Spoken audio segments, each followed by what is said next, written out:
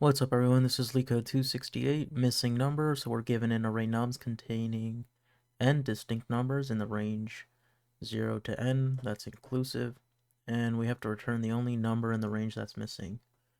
So for here, example 1, it looks like it's from 0 up to 3, but one of these numbers is missing, and so the number that is missing is 2, so we have to return 2.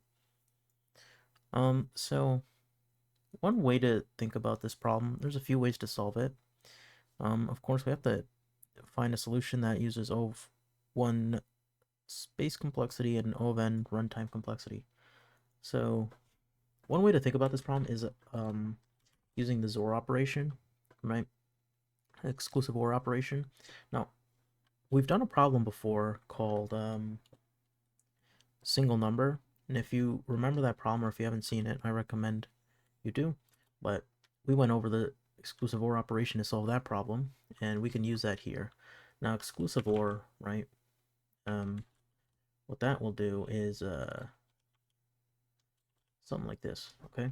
Now, what exclusive OR does, of course, is if if you're comparing two bits and the bits are the same, it equals 0, right? So 0 and 0 is 0, 1 and 1 is 0, 0 and 0, 0. 0 and 1 though gives you 1. Now, if you're XORing like a number with itself, that's going to give you 0, right? Okay. So given that property of exclusive ORing, what we can do is we can exclusive OR every number from 0 up to n, right? Take the result of that and exclusive OR that with the actual input array, because let's say our input array here is 301, right? Which we can just rewrite it as 013. Now, if we exclusive OR that with 0 up to and including n, we'll have something like this, right? Now, when we exclusive OR this 0 is going to cancel this 0, and this 1 is going to cancel this 1, just because of the nature of how exclusive OR works. And this 3 is going to cancel this 3, and we're going to be left with 2, right? And that should be our result, and we can return 2, okay? So that's how we can use exclusive OR to solve this problem. Again, a similar problem is the LeetCode problem called single number. So I recommend doing that problem as well. Just if you are not too familiar with exclusive ORing. So let's define a variable called result, set that to 0, and we're going to say for I in nums, we're going to say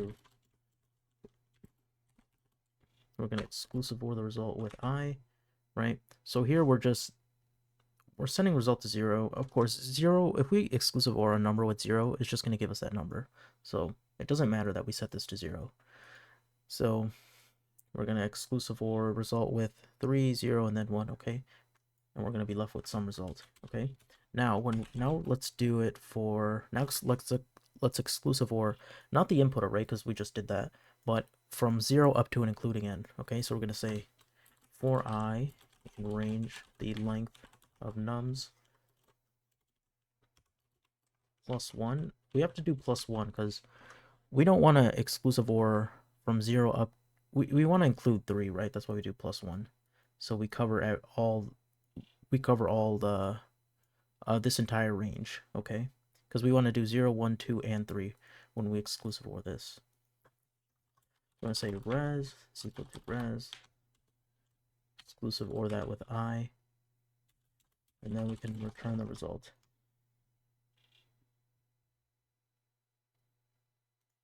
Okay. Again, what we're doing here is we're exclusive ORing 3, 0, and 1, right?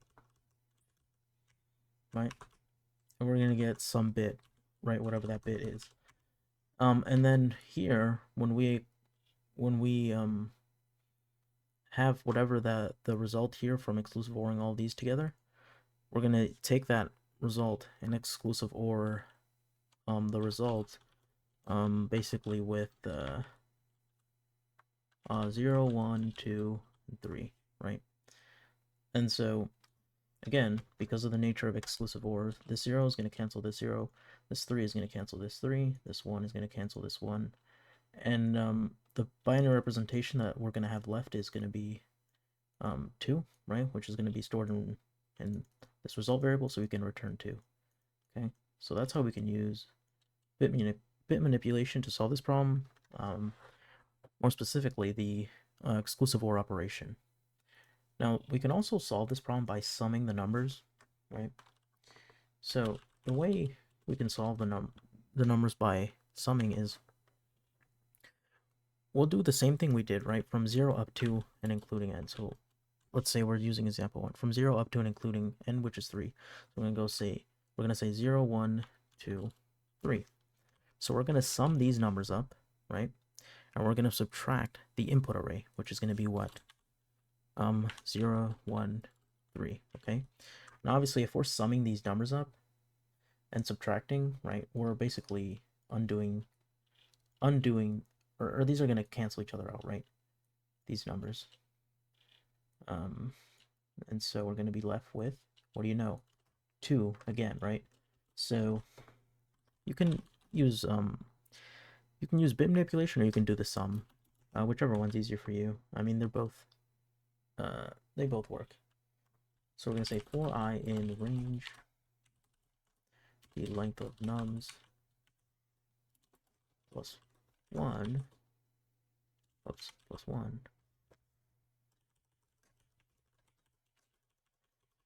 We're going to say sum n plus equal I.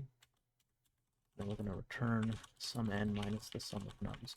Okay, so we're taking the sum from 0 up to and including 3, and we're taking that result and subtracting the sum of the input array, right? And it'll basically give us the missing number, okay?